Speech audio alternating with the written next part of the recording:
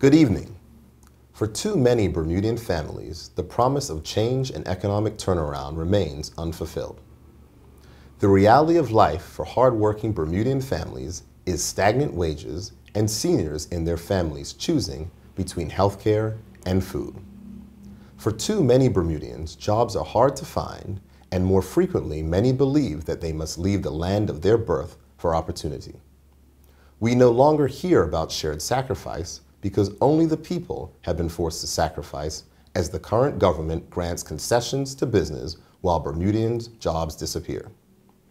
Nothing crystallizes the concessions to business approach of the current government better than the airport privatization, where Bermuda will pay Aecon's electricity bill for 30 years, while Aecon earns a taxpayer-guaranteed return of 16%. Meanwhile, our children attend crumbling public schools and Bermudians struggle to pay their monthly power bills while earning less than 1% interest at local banks.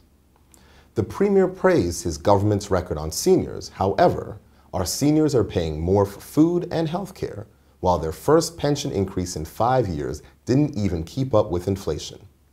Our seniors are not further protected, as the Premier said. They are worse off. The Premier and his supporters have convinced themselves they have a communications problem. They might.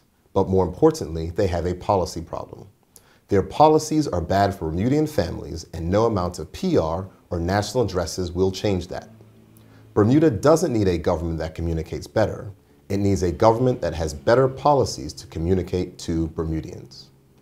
The reality is that we are rapidly approaching an election, and the people will have a choice to make. The opposition has spent the last 4 years learning from our mistakes in government, listening to the people, and working every day on their behalf to hold this government accountable. We will be a government that consults before it acts and focuses on meeting the needs of all the people.